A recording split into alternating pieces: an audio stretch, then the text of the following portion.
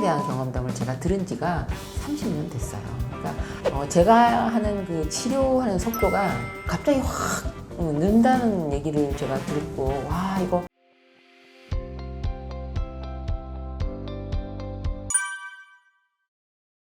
안녕하세요. 마음은 달라진 몸을 되돌릴 때 저자, 습관을 처방하는 한의사 정의한 한의원 원장 정의한입니다. 30년 동안 제가 사업가나 오피니언 리더 또 연예인 같은 다양한 분야 사람들을 만나왔거든요. 그런데 아무리 사회적으로 성공을 하고 돈이 많아도 또 아무리 강력한 보약과 약침을 처방을 해도 환자 본인이 건강한 생활 습관 갖지 못하면 어떤 증상도 쉽게 회복되지 않는다는 걸 제가 깨달았습니다. 그래서 항상 습관을 처방하고 있습니다. 건강하지 않은 생활 습관 중에 가장 대표적인 것은 낮에 자고 밤에 깨있는 습관입니다. 이거 습관돼서요, 못 버리는 사람 너무 많아요. 그런데 이제 이렇게 라이프 스타일이 그렇게 밤낮이 바뀌다 보면 자율신경 균형이 깨지고, 그렇게 하다 보면 오장육부도 균형을 잃어서 문제가 점점 커지게 됩니다. 사실은 노화는요, 이 생로병사의 자연의 순리죠. 예방의학적인 면이 한의학은 우수해서요, 생명력을 향상시키는 치료가 바로 한의학인데요. 이 노화 지연을 위해서 한의학에서는 침치료도 하고 한약도 처방하고 해서 오장육부를 바로 세우고 내분비나 호르몬 분비도 좋게 하고 뼈 관절이나 피부 재생하는 그런 식으로 이제 치료를 하고 있죠. 그리고 이제 이 노화는 우리가 몸속의 진액이 이제 말라간다고 보면 되는 거거든요. 이 진액이라고 제가 표현을 했는데, 체내의 수분이나 점액이나 영양분이나 면역물질들 이런 거 다 합해서 진액이라고 합니다. 이런 것들이 점점 빠지고 줄어들고, 그래서 몸이 건조하고 쭈글쭈글해지는 그런 과정을 노화라고 하죠. 이건 이제 사실은 자연적인 숙성 과정이다 이렇게 볼 수가 있는데, 노화하고 좀 비교를 하게 되는 그런 용어도 있죠. 노쇠가 있어요. 이제 노화는 좀 자연적으로 나이가 드는 익어가는 과정이라면, 노쇠는 병리적으로 나이가 들어가는 상해가는 과정입니다. 그래서 심하게 체중이 감소되거나 기력이 탈진되거나 잘 걷지 못한다거나 해서 옆에 부축이 필요하다던가 이런 건 노쇠로 봐야죠. 우리가 나이를 불문하고요, 체내의 호르몬이 줄어들기 시작하는 34세, 35세부터가 바로 노화가 시작된다고 봐야 합니다. 여성이 급격하게 이렇게 노화가 되는 것은요, 완경, 그러니까 여성 호르몬이 중단된 이후부터거든요. 이제 이 완경 이후의 노화 속도는 이미 이 30대 중반에 정해져 있어요. 스탠퍼드 대학교 신경과학자 토니 와이스코레이 교수가 사람은 80세를 기준으로 만으로 34세, 60세, 78세에 갑자기 노화가 빠르게 진행된다고 보고하고 있거든요. 이제 34세에는 노화와 관련된 단백질 수치가 갑자기 많아지고요. 그래서 그때 체중이 늘기 시작하고 대사질환이 많이 생기기 시작을 하죠. 그리고 사실 30대 여성이요, 결혼, 임신, 출산으로 체중이나 면역력이나 여성 호르몬의 가장 변화가 큰 나이예요. 그리고 심리적, 신체적으로 업다운 기복이 남성에 비해서 2배로 많습니다. 그래서 노화가 더 빠르고요. 또 운동이나 건강 식단으로 관리하고 안 하고가 40대 이후의 건강을 좌우합니다. 제가 이제 개원한 지 30년 됐는데요. 아주 예전에는 정말 20대, 30대의 여성분들이 본인을 치료할 시간도 좀 있고 이랬거든요. 근데 요즘은요, 보이질 않아요. 자신을 챙길 시간이 없는 거예요. 그래서 한의원 가서 중간에, 업무 중간에 점심시간에도 가서 치료를 받는다거나 하는 여유가 요즘은 전혀 없어요. 그리고 20, 30대 뿐만 아니고요, 여성들이 사실은 건강 사각지대에 놓여 있다고 저는 보거든요. 자기를 챙길 여유가 진짜 너무 없이 바쁜데, 이유는 다들 아시잖아요. 임신하고 그 나이에 출산하고 또 아이 키우고 가사일하고 직장일하고, 이거 전부 다 제일 바쁘게 보내는 게 30, 40대잖아요. 근데 이럴 때 너무 여유가 없이 막 쫓기듯이 이렇게 생활을 하다 보면은 50 지나고 나서는 이제 억울하죠. 챙길 게 너무 많아서 자기를 못 챙겼다는 거잖아요. 사실 여자분들이 남자들보다 한 끼 때우는 식사하시는 분들이 많습니다. 주부들도 같이 밥을 먹는 사람이 없다 보니까 집에서 한 끼를 그냥 아무거나 때우고 마는 분들도 많거든요.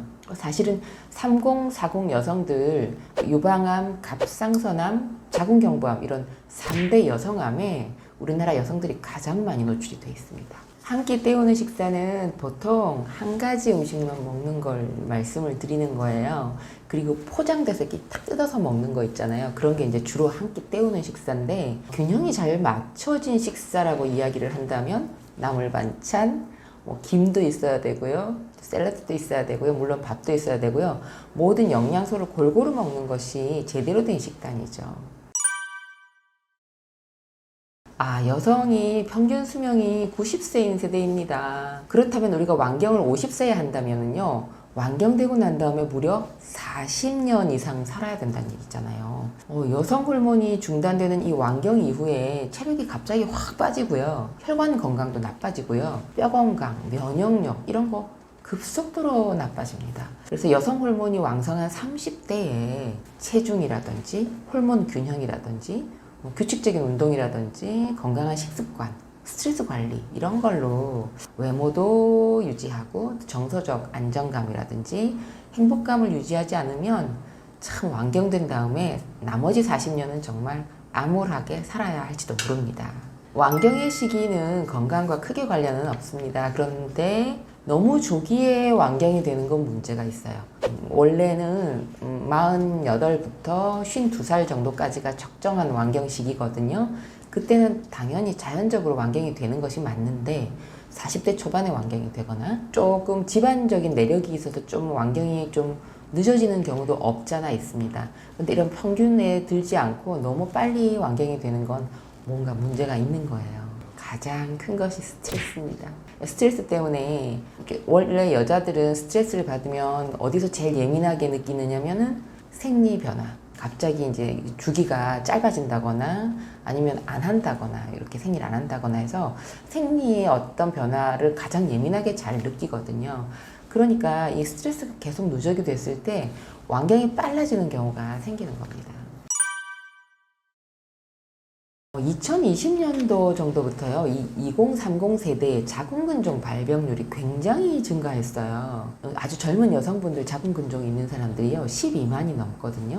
이걸 이제 생각해보면 35세 이상 여성의 40에서 50% 정도가 자궁근종이라는 거예요. 그러니까 2명 중에 1명은 30대 여성 중에 자궁근종이라는 얘기죠. 그리고 또 초경을 빨리 할수록 그리고 출산을 늦게 할수록 발병률이 높거든요. 요즘 다 그렇잖아요. 그래서 이 자궁근종이 굉장히 흔한 때입니다. 그래서 자궁근종 자체만으로도 유산의 위험도 있고 난임, 불임의 위험도 있고요. 또 과다월경, 부정출혈, 그다음에 변비가 올 수도 있고 생리통이 아주 심하거나 골반 통증 올 수도 있고요.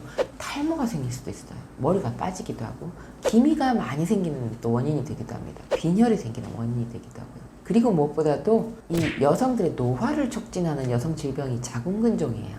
자궁이 따로 있는 게 아니잖아요. 오장육부 안에 같이 있습니다. 그래서 자궁만 보호하는 그런 방법이라기보다는 저는 몸을 항상 바로 세우고 몸의 순환을 도우시면 자궁 건강도 같이 좋아집니다. 그리고 자궁이 가장 예민한 것이 스트레스거든요. 그래서 스트레스 관리를 하는 게 무엇보다도 제일 중요해요. 생활 습관을 바로 잡아야 됩니다. 왜냐하면 습관에 따라 생체 리듬이 정해지거든요. 낮에는 일하고 밤에 자는 생활이 자율신경계 균형을 이루게 하는데 이게 왜냐면은요, 해가 뜨면 몸의 교감신경이 원활하게 작동을 시작합니다. 그리고 해가 지면요, 부교감신경이 작동을 시작을 하거든요. 그런데 이런 몸과 자연의 이치가 같이 돌아가야 되는데 이제 반대로 하게 되면 병이 생기는 거죠. 그리고 또 수면 패턴이 좋아야 됩니다. 잠의 패턴이 좋은 사람들이 호르몬 분비가 굉장히 원활해요. 예를 들면 밤에 자야 되는 시간에 안 자는 어린이들 키가 안 커요. 왜냐하면 잠자는 동안 이 성장 호르몬이 계속 많이 분비가 되거든요. 그런데 그 시간에 안 자고 낮에 깨 있으면 키가 크나요? 안 크잖아요. 다른 호르몬도 마찬가지입니다. 잠을 푹 잤을 때 호르몬 분비가 굉장히 원활해져요. 그리고 잠을 잘 자는 사람들이 체중 유지에도 도움을 받을 수 있습니다. 그리고 또 제가 많이 권하는 게요. 환자분들한테도 제가 제발 햇볕 샤워 좀 하세요. 이게 무슨 얘기냐면 광합성을 하라는 얘기죠. 그런데 특히 아침 시간에 하실 걸 많이 권해요. 왜냐하면 아침에 해를 보면은요, 밤에 잠을 잘 자거든요. 해를 보고 나서 한 15시간 정도 지나면 뇌에 있는 멜라토닌이 이제 나오기 시작해서 잠을 솔솔 오게 합니다. 그래서 아침에 햇볕 샤워는요, 정말 중요한데, 우리가 비타민 D 수치가 보통 30에서 100 나노그램 정도 나와야 되거든요. 근데 한국 특히 여성들 중에 30 이상 넘는 사람이 잘 없어요. 지금 그게 굉장히 큰 문제입니다. 아침에 이제 이렇게 햇볕 샤워를 하면 우울증도 예방되고요. 수면의 질도 상승됩니다. 그리고 제가 환자분들한테도 항상 녹색 식물 좀 가까이 하세요. 요즘 말로 식집사라고 하죠. 녹색 식물을 가까이 하면 노화를 지연시키는데 정서적으로도 굉장히 좋고요. 건강에도 좋습니다. 그리고 음악 이왕에 즐기실 것 같으면 언플러그드 음악을 가까이 하세요. 뭐냐면은 전기 음악을 좀 멀리 하시라는 얘기예요. 자연에서 나온 소리를 포함한 거예요. 그래서 음악도 그냥 통을 울려서 하는 그런 어떤 그런 거. 그러니까 클래식도 들어가고요. 만약에 뭐 기타라고 하면 전자기타보다는 통기타가 훨씬 건강에 좋습니다. 그리고 음식은요, 단짠 음식은 좀 피하시고요. 담백한 맛, 순한 맛, 간이 좀 싱겁다. 한 그런 정도의 맛이 건강에는 좋습니다. 요즘 얼굴에 그 자외선 차단제 안 바르는 사람은 아마 없을 거예요. 저는 얼굴은 바르시라고 해요. 그런데 이제 다른 곳은 조금 그냥 노출을 해주시면 좋습니다. 그래야 비타민 D가 잘 만들어지거든요. 그런데 이제 너무 햇볕이 강한 시간에 나오는 거는 피부에 별로 안 좋으니까 그래서 제가 아침 시간에 햇볕을 좀 보시라고 말씀을 드리는 거고요. 그 다음에 햇볕 샤워를 하실 때 그냥 조금 그 피부를 내놓는 그런 팔이나 이런 다리를 내놓는 그런 옷을 입고 그냥 앉아만 계셔도 돼요. 꼭 걷지 않으셔도 되거든요. 하여튼 햇볕을 받으시라는 얘기고요. 한 가지 주의점은 이런 유리창을 통해서 들어오는 햇볕은 비타민 D를 별로 만들지 못해요. 그래서 직접 햇볕 아래 나가셔야 됩니다. 제가 가장 권장하는 것은 하루에 10분 이상 하시라는 거거든요. 많이 하셔서 30분 정도 하시면 정말 더 좋죠. 마흔 이후에는요, 젊을 때처럼 굶으면요, 살이 잘 안 빠져요. 그리고 몸만 더 축나요. 이게 이제 다이어트의 기본이 안 먹는 거기는 하죠. 그렇지만 이제 마흔 이후에는요, 욕심내시면 안 돼요. 한 달에 한 1kg 정도 감량하는 것 정도 욕심내시면 되고요. 이걸 이제 단기간에 더 이상 갑자기 많이 감량을 하면 진액이 고갈됩니다. 그리고 이 마흔 이후에는 진액 고갈에 속도가 붙어요. 무슨 얘기냐면은 살은 분명히 뺐는데 더 늙어 보인다는 거거든요. 20대, 10대는 살 빼가지고 늙어 보일 일 잘 없는데요. 마흔 이후부터는 그래요. 그러니까 그걸 항상 고려를 해야 되거든요. 그래서 영양을 고려한 다이어트가 필수입니다. 이렇게 마흔부터는 골다공증 생각 안 할 수가 없어요. 그래서 살은 뺐는데 뼈가 숭숭 성그러지면 날씬한 병든 환자가 되는 거죠. 그래서 제대로 먹는 다이어트가 필수다. 그리고 마흔 이후부터는 근력 운동 꼭 같이 해야 됩니다. 제가 환자분들한테 늘 이야기하거든요. 마흔 이후에 근력 운동도 같이 해야 된다. 그래야 살 뺀 것이 잘 유지가 된다. 왜냐하면 마흔 이후에는요, 근육이 막 쑥쑥쑥 빠져요. 원래 눈에 띄게 빠지거든요. 그래서 기초 대사량이 원래도 많이 줄어드는 나이거든요. 그래서 살 뺀 걸 잘 유지하지를 못해요. 그래서 반드시 근력 운동이 같이 돼야 됩니다. 근력 운동이라고 하면 꼭 헬스장 가서 뭔가 이렇게 확 들어올려야 된다고 생각을 하시니까 가기가 힘들잖아요. 시간 제대로 빼기도 힘들죠. 그래서 근력 운동 중에는 내 몸을 이용해서 뭐 의자만 지탱한다거나 벽을 지탱해서 할 수 있는 운동이 너무나 많이 있으니까요. 시간 따지지 마시고 엘리베이터 혼자 탔다 그러면 벽으로 이렇게 운동을 하다 보면 금방 올라가잖아요. 시간 따지지 말고 언제 어디서나 하시라고 말씀드려요. 버스 기다리면서 정류장에 서서도 종아리 운동 얼마든지 할 수 있거든요. 그래서 근육량을 항상 유지를 해야 노화가 늦고 그리고 살 잘 뺀 거 잘 유지할 수 있다는 거 잊지 마세요. 아우, 빨리 늙는 건 당연합니다. 왜냐하면은요, 근육량이 있어야 거기서 에너지도 나오고 그 다음에 노화가 느려지거든요. 그런데 이 근육량이 빠진 만큼 노화가 가속화가 돼요. 그래서 이제 달리기나 걷는 이런 유산소 운동을 하고요, 근육량 늘리는 근력 운동하고 이걸 믹스하셔야 되거든요. 이제 근육이 증가되면 근육이 지방을 태워주죠. 그래서 이제 다이어트에 일단 좋고요. 근육이 증가되면 골밀도가 높아져요. 그리고 당뇨가 발생할 위험이 굉장히 감소됩니다. 요즘 40 넘은 분들 중에 당뇨 없는 분이 조금 드물어요. 굉장히 많아졌거든요. 근데 근육량을 늘리세요. 그러면 당뇨약을 줄일 수 있고 안 먹을 수도 있습니다. 그리고 근육이 좋아지잖아요. 그러면 척추를 지지하는 힘이 좋아져서 관절 통증이 줄어듭니다. 그리고 심혈관 질환도 발병의 위험이 감소됩니다. 저희 환자분들이 하시는 얘기 그대로 하시네요. 맞아요. 저희 환자분들도요, 항상 그 얘기해요. 원장님 따로 언제 시간 내서 걸어요? 제가 정말 아침 출퇴근하기도 힘들어요. 그러시는데, 그래서요, 제가 이 걷기를요, 시간 따로 내지 마시고요, 출퇴근 때 하세요. 이렇게 말씀을 드려요. 그러니까 몸을 많이 움직이려면 시간에 조금 여유가 있어야 된다고 말씀드렸잖아요. 자, 출퇴근 때 차에서 한 2정거장 일찍 내려서 회사까지 걸어가고, 또 약속 장소까지도 되도록이면 한두 정거장 먼저 내려서 이동하는 식으로 이렇게 그 시간을 이용해서 하시면 얼마든지 걸으실 수 있습니다. 요즘 그 뭐 와치에서 걷는 그 걸음수 다 재어주고 하기 때문에 보면 내가 오늘 1만 보 걸었네 이렇게 말씀하시는 분들 많아요. 그런데 사실 걷기라고 해가지고요, 우리가 걷는 게 다 전신 운동이 되나 하는 생각 해보셔야 돼요. 그냥 다리를 이렇게 운동을 했다고 해서 그게 걷기는 아니거든요. 올바른 걷기를 하셔야 돼요. 단전에 힘을 주고요. 우리가 이제 흔히 얘기하는 코어에 힘을 주라고 얘기를 하는데, 단전에 힘을 딱 주고 팔을 적절히 앞뒤로 흔들고 어느 정도 속도감이 있어야 걷기로부터의 효능을 우리가 볼 수 있어요.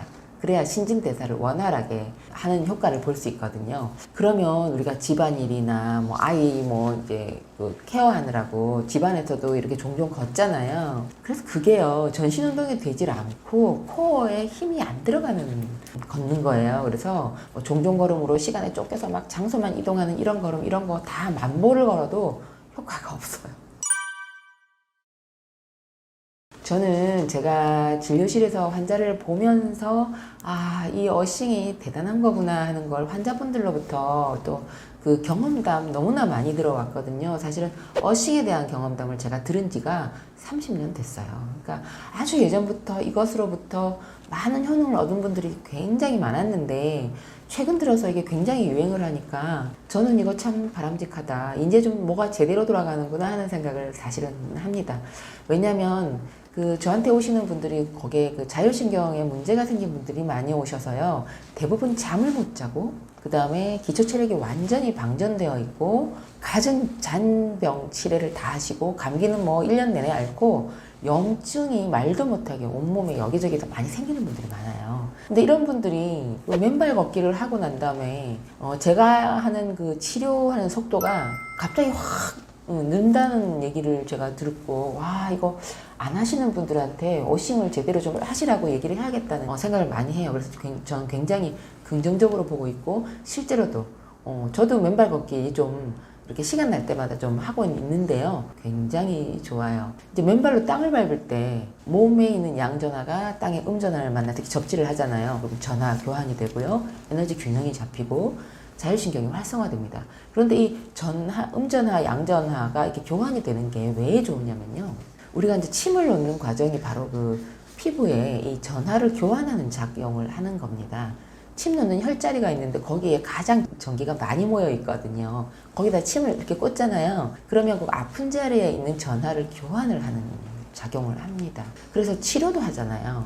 그런데 우리가 맨발 걷고 그냥 땅만 걸어서 그런 효과를 낸다면 누가 안 걷겠어요. 저는 신발 당장 벗고 흙길을 맨발로 많이 걸으시라고 얘기를 하고 싶습니다. 그런데 주의점이 있죠. 걷기 전에, 이 맨발 걷기 하기 전에 그 아킬레스 건이라든지, 제가 아까 걷기가 온몸 운동, 전신 운동 돼야 한다고 하니까 전신 스트레칭도 꼭 필요합니다. 그리고 그냥 노지를 걸으시면 안 되고요, 안전한 산길을 걸으셔야 되고요, 또 발에 상처가 안 생기도록 주의하셔야 되고, 중요한 거는 흙길이라 해야 된다는 거 아시죠? 아스팔트 길은 안 됩니다. 그리고 매일 꾸준하게 하시는 것이 가장 좋습니다.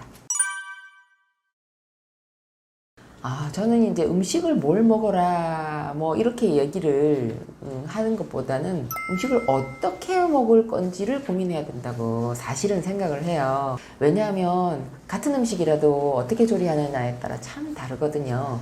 근데 사실 제일 좋은 조리법은요, 조리 안 하는 거예요. 그러니까 음식이 나 있는 그 자체를 그대로 먹는 게 사실은 가장 건강에 좋고 가장 효능을 많이 유지를 할 수가 있습니다. 그 제가 이렇게 50이 넘었는데도 적정 체중을 계속 잘 유지를 하고 있다 보니까 환자분들이 저한테 비결을 많이 물으세요.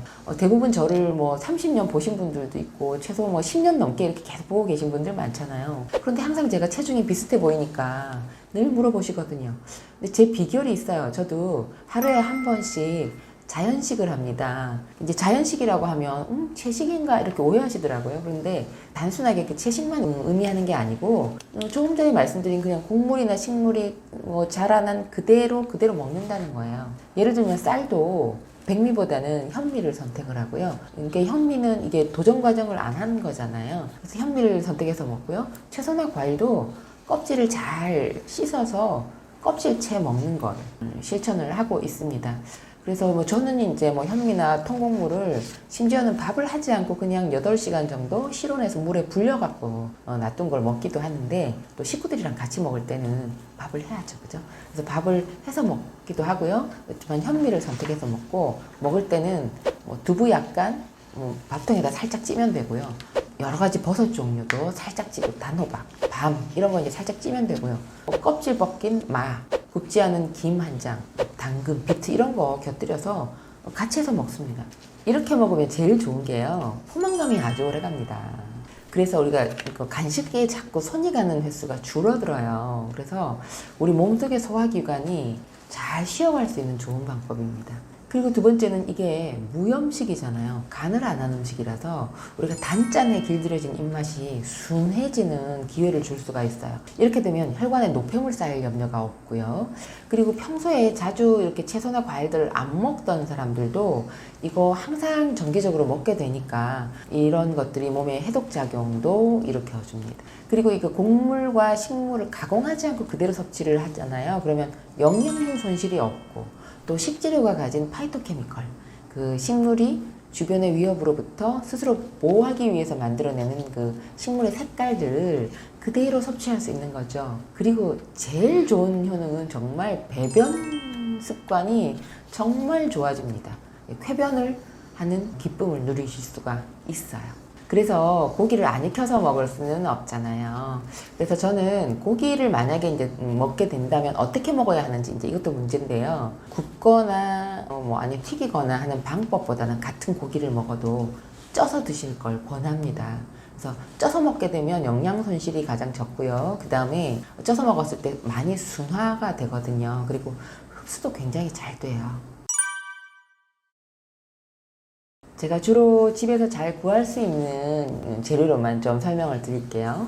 계피차, 대추차, 쑥차인데요.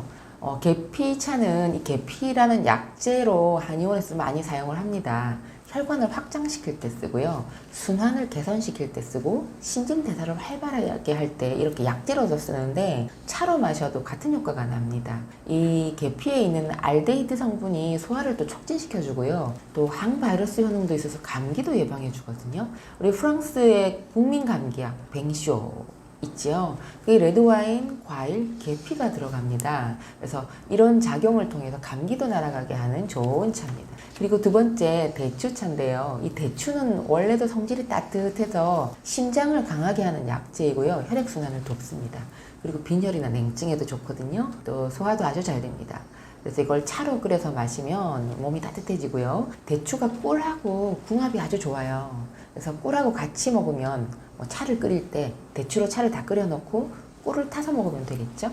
그러면 소화도 잘 되고 피로 회복에도 아주 좋습니다. 그리고 우리가 쑥 제철 좀 지나갔는데 이제 쑥 쑥을 가지고 뭐 밥을 찧어서 먹어도 좋지만 뭐 떡을 해서 먹어도 좋지만 이렇게 차로 끓여서 마셨을 때 참 좋은데요. 쑥은 뭐 A엽이라고 부르는 약재입니다. 약재로 처방할 때는 몸이 찬 불임 여성에게 몸 따뜻하게 하는 약재로 쓰고요. 생리통이나 생리불순 여성을 치료하는 데 쓰거든요. 이걸 이제 차로 마셨을 때는 쑥에 비타민이 굉장히 많아요. 그리고 혈액을 맑게 합니다. 또 몸의 순환을 좋아지게 해서 손발을 따뜻하게 그리고 아랫배 따뜻하게 해주거든요. 정말 좋은 약이죠. 쑥차를 끓일 때는 쑥 말린 것 1-20g 정도 뜨거운 물 붓고 우려내면 됩니다. 수도관이 오래되면은요, 우리가 부식되고 관 안에 이렇게 때가 끼잖아요. 딱 그걸 생각하시면 돼요. 이 혈관의 내막이 손상이 되고 이 탄력성이 떨어지고 딱딱해지는 걸 혈관이 노화됐다고 생각하시면 되죠. 그리고 혈관이 이렇게 좁아지면서 순환이 막히고 말초에는 혈액 공급이 되지 않고 그래서 심혈관계 질환이 발생하기 쉬운 몸이 되는 것이 바로 혈관이 노화된다는 의미입니다. 무서운 거예요, 그죠? 혈관이 노화되는 행동이나 음식은요, 일단 혈관이 노화되는 어떤 행동은요, 잘 안 움직이는 거예요. 잘 안 움직이면 대사순환이 없어지고요, 혈관 노화를 촉진합니다. 무조건 몸은 많이 움직여야 돼요. 그리고 혈관 노화를 촉진하는 음식은 죄송하지만 너무나들 좋아하시는 술과 담배예요. 그래서 그거 너무 계속 좋아하시는 분들 보면 혈관 노화가 굉장히 빨리 진행되거든요. 그래서 한번 생각을 해보셔야 돼요. 여성 호르몬은 혈관을 튼튼하게 유지해주는 효과가 있습니다. 그래서 혈관 노화를 예방을 해주는데 완경이 되고 나면 여성 호르몬 공급이 중단되잖아요. 그러면 이렇게 보호를 해줬던 호르몬이 안 나오기 때문에 혈액순환 속도가 확 떨어지고 염증 수치가 굉장히 높아지고 혈중 지질 농도가 높아져서 심혈관 질환 발병률이 급격하게 상승이 됩니다. 그래서 완경 이후에 뇌졸중이나 심장병 위험이 굉장히 급증한다는 얘기도 이런 이유에서죠. 당연히 혈관을 좁게 하는 음식은 다 나쁘죠. 3가지예요. 일단 튀김요. 2번째 탄산음료, 3번째 가공식품입니다. 이 튀김은 산패된 기름을 사용하기 쉽고요. 그리고 중성지방이 너무 많아요. 그래서 혈관을 좁아지게 해서 혈압을 상승시킵니다. 그리고 탄산음료요. 탄산음료 안에 액상과당이 참 많이 들어가 있어요. 그리고 여러 가지 첨가제가 너무 많이 들어가 있는데 이런 것들이 중성지방을 높입니다. 혈의 흐름을 나쁘게 하거든요. 그리고 3번째 가공식품인데요. 가공식품이라고 하면 통조림, 햄, 과자, 라면, 뭐 패스트푸드 이런 거죠. 이런 가공식품 안에요, 착색료가 많아요. 보존하기 위한 보존료도 많이 들어가 있고 산화방지제, 감미료, 향료 이런 게 다 들어가 있어요. 그런데 이런 것들이 중성지방을 굉장히 증가시키고 혈당을 증가시키고 혈압도 높게 합니다. 혈압을 올리는 음식이 있다면 혈압을 낮추는 음식도 물론 있겠죠. 자, 3가지 말씀드릴게요. 첫 번째는 고구마인데요. 이 고구마에 칼륨이 참 많은데 이 칼륨은 혈압을 올리는 이 나트륨을 잘 배설하도록 촉진해 줍니다. 그래서 혈압을 낮춰주거든요. 그리고 이 스트레스 호르몬인 코르티졸 분비도 고구마 속에 있는 칼륨이 줄여줍니다. 그래서 스트레스나 긴장을 완화시켜줍니다. 2번째 메밀인데요. 이 메밀 속에 있는 루틴은 모세혈관의 출혈을 방지하고 고혈압을 예방해줍니다. 이 메밀을 삶을 때 이 루틴이 물 속으로 많이 빠져나오거든요. 그래서 메밀 삶은 물은요, 국물로 좀 재활용을 한다면 좋겠네요. 그리고 재활용이라고 표현하면 좀 그렇고요. 국물로 사용을 하시면 이 메밀 속에 있는 루틴도 우리가 다 섭취할 수가 있겠죠. 3번째 바나나인데요. 이 바나나 속에는 칼륨, 미네랄, 무기질이 풍부해서 혈압을 떨어뜨리는 과일로 유명합니다. 이 사과의 4배나 되는 칼륨을 가지고 있어요, 바나나가요. 그래서 혈압이 높으신 분들은 바나나 즐겨서 잡수시면 좋겠고요. 사실은 이 외에도 사과, 토마토, 표고버섯, 송이버섯, 청국장, 현미 같은 것들도 다 혈압을 낮춰주는 음식입니다.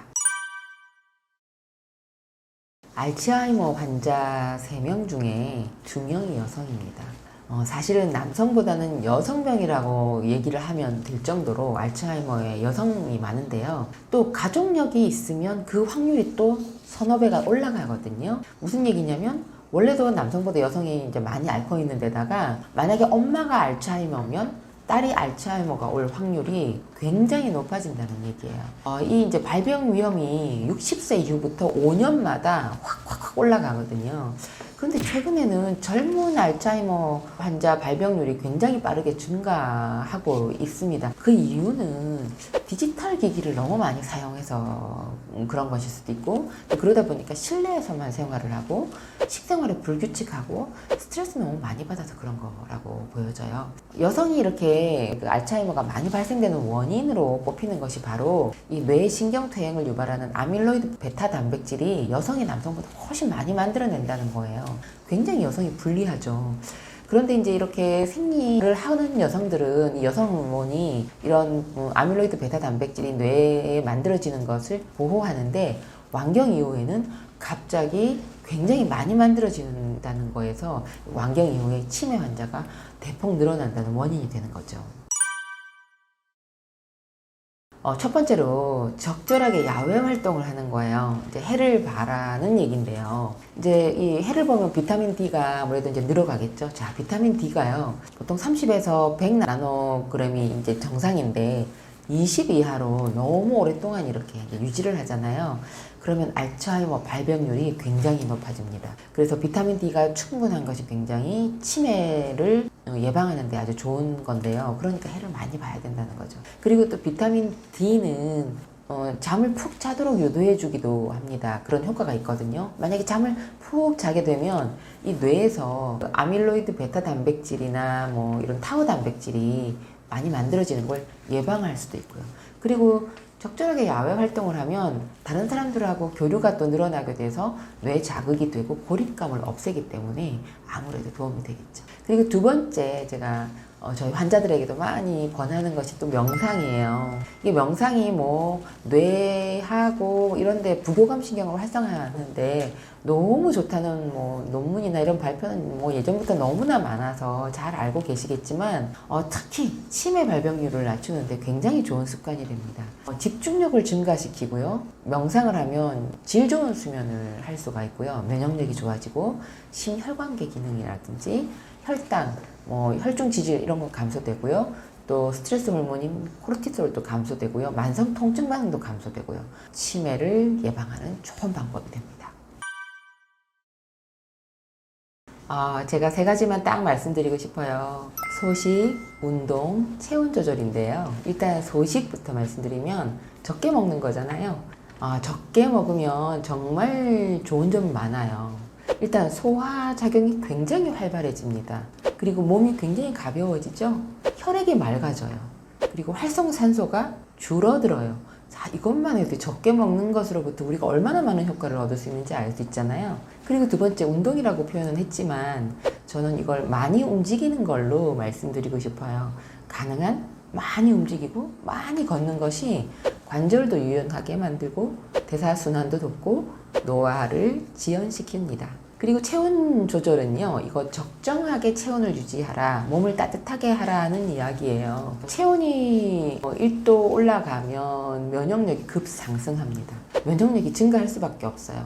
굉장히 대사순환이 잘 되거든요. 혈액순환도 잘 되고요. 그리고 자율신경계도 제대로 활성화되는 비결이에요. 그래서 제가 금방 말씀드린 소식, 그 다음에 많이 움직이는 거, 적정 체온 이렇게 조절하는 것만 해도 노화를 지연시키는 아주 큰 비밀을 알고 계신 거예요.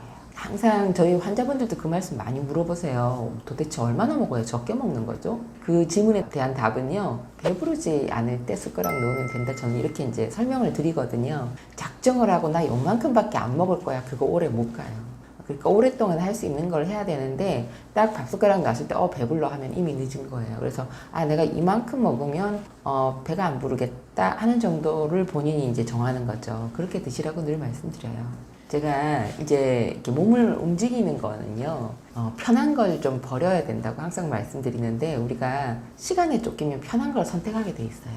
그래서 시간이 조금 여유 있으면 충분히 이제 걸어갈 수 있는 거리인데, 시간에 쫓기면 어때요? 금방 부르면 택시 부르고, 또 금방 이렇게 쉽게 갈 수 있는 걸 선택을 하잖아요. 그래서 많이 움직이려면 일단 시간이 조금 여유가 있어야 돼요. 그래서 항상 쫓기듯이 하지 마시고 마음의 여유 가지고 시간을 약간 여유만 가지시면 얼마든지 걸어서 이동을 할 수 있거든요. 그래서 되도록이면 이동하는 것을 걸어서 많이 하시라 하고 말씀드리고요. 저는 제가 학교 다니던 옛날에는 학교에서 이 체조를 억지로 시켰어요. 국민 체조라고 해서 지금도 기억나거든요.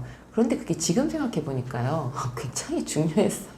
지금 아마 성인들이 본인 이렇게 어깨라든가 팔, 다리를 그 자리에서 이렇게 체조하시는 분들 별로 없을걸요, 아마? 그런데 그나마도 안 하시고 계시니까, 이제 저희 같은 이제 한의원에 어깨 굳어서 오시고, 무릎이 굳어서 오시고, 나이가 이제 얼마 안 됐는데도 그래서 오시는 분들 많거든요. 그만큼 관절을 안 움직인다는 거예요. 가장 중요한 건 일단 먹는 걸 좀 따뜻한 걸 드셔야 돼요. 요즘 유행이잖아요. 그런데 이렇게 얼음 잔뜩 넣은 거, 뭐 꼭 그 아메리카노 말고라도 항상 얼음 넣어서 먹는 것이 습관이 되어 있는 여자분들 참 상당히 많습니다. 그런데 뭐 이렇게 먹는 거를 일단 너무 시원하고 찬 거를 먹게 되면요, 몸은 차가워지게 되어 있습니다. 그리고 이제 몸을 따뜻하게 하는 방법 중에 제가 좀 많이 이제 저희 환자들한테 많이 권유하는 방법 중에 족욕하시라는 말씀 많이 드리거든요. 발만 따뜻하게 해도요, 순환이 잘 되면서 몸이 따끈따끈해져요. 특히 이제 수족냉증 있는 분들, 어떻게 해야 하나요? 뭐 먹어야 되나요? 이렇게 물어보시는데, 따뜻한 거 드시고, 저녁에 족욕하고 주무세요. 이게 답이에요. 가장 의심해 볼 만한 것이 신체화장애입니다. 우리가 예전에는 심신증이라고 불렀죠. 마음신자, 몸신자 이렇게 써서요. 이게 이제 증상은 분명히 있는데 검사에도 이상이 없고 원인도 모른다. 뭐 이런 이제 얘기를 하죠. 그리고 또 자율신경 실조증도 있어요. 자율신경이 균형을 잃었다 하는 얘기로 이렇게 병증으로 부르는데 원인은 스트레스입니다. 그래서 교감신경이 너무 과항진돼서 감각이 굉장히 예민해지는 거예요. 그래서 안 느껴도 될 그런 감각들을 본인은 느끼는 거죠. 실제로 검사해본 문제가 없어요. 안 느껴도 되는 뭐 감각이라고 제가 얘기한다면 첫 번째로 통증이죠. 분명히 통증을 유발할 만한 요인도 없고 옆에서 보면 아무 문제가 없는데 본인은 굉장히 예민하게 느끼는 거. 그 다음에 두 번째가 온도 감각 같은 거예요. 너무 시리다, 뭐 너무 열이 꽉 찼다 이런 느낌을 받는 거거든요. 금방 말씀드린 이런 이유 없는 통증에 대처하는 방법 딱 3가지 제가 말씀드릴 건데요. 첫 번째는 물을 많이 드시라는 거예요.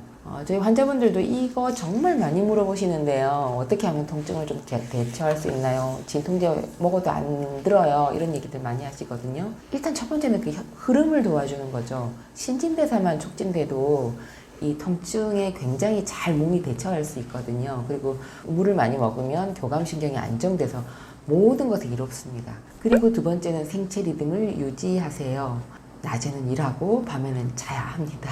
그리고 항상 같은 시간에 밥을 먹어주는 것이 좋습니다. 이런 것이 자율신경계 균형을 도와서 이런 이유 없는 통증을 대처할 수 있게 하고요. 그 다음에 3번째가 에너지 고갈에 주의하세요. 요즘 젊은 분들이나 시니어 분들도 마찬가지고요. 본인이 에너지가 바닥이 되어가는 줄 모르시는 분 많아요. 그러니까 이제 이유 없이 통증이 있을 때, 내가 에너지를 너무 많이 이렇게 바닥 소진하지는 않았나 하고 항상 먼저 좀 생각을 해보셔야 되거든요. 에너지가 너무 많이 고갈됐을 땐 갑자기 탁 나가 떨어지면서 이렇게 쓰러지거나 뭐 기절하거나 이런 경우도 있고, 원래 앓던 증상들이 급속도로 악화돼서 뭐 응급 상황이 발생할 우려도 있으니까 제가 금방 말씀드린 물 많이, 생체 리듬 유지, 에너지 고갈의 주의, 이거 명심하시면 되겠습니다. 그리고 이 3가지는요, 몸이 수승화강을 잘 이루도록 돕습니다. 이제 수승화강은 어려운 이야기는 아닌데요. 상체는 항상 시원하게, 하체는 따뜻하게 만드는 건강한 신체 순환 상태거든요. 이 상태만 유지를 해도 질병으로부터 굉장히 해방이 많이 됩니다. 에너지 고갈이 되면은요, 제일 먼저 시력이 좀 평소하고 많이 다르게 시력이 본인이 느껴질 정도로 이렇게 많이 침침하거나 하게 됩니다. 이 모니터를 너무 오래 봐서도 물론 그렇지만 그렇지 않은 경우에 평소에도 시력에 내가 문제가 생긴다. 그 다음에 두 번째가 아침에 일어났는데 상쾌하지 못하다 하면 이거 에너지 고갈이라고 생각을 먼저 하셔야 돼요. 그리고 3번째, 잠을 잤는데 잔 것 같지 않다. 자꾸 잠의 그런 어떤 질이 나빠진다. 이것도 에너지 고갈의 하나로 보셔야 합니다. 그럼 미리 준비해야 된다는 거죠. 이미 노화가 오고 나면 늦다는 거거든요. 그래서 50대부터 시작하면 늦다. 30대 중반부터 이미 늙어가기 시작하니까 그때서부터 준비를 해야 된다. 그래서 준비한 사람과 잘 준비하지 못한 사람의 차이가 50대 이후에 아주 크게 나타날 거다 하는 이야기예요. 여러분, 살아온 만큼 더 살아야 된다면 가장 중요한 것이 건강이죠. 그리고 이거 누구도 대신을 해줄 수가 없는 게 또 건강이기도 합니다. 그래서 미리미리 준비하고요. 때때마다 체크를 해서 노화를 늦추고 젊게 사시기 바랍니다. 감사합니다.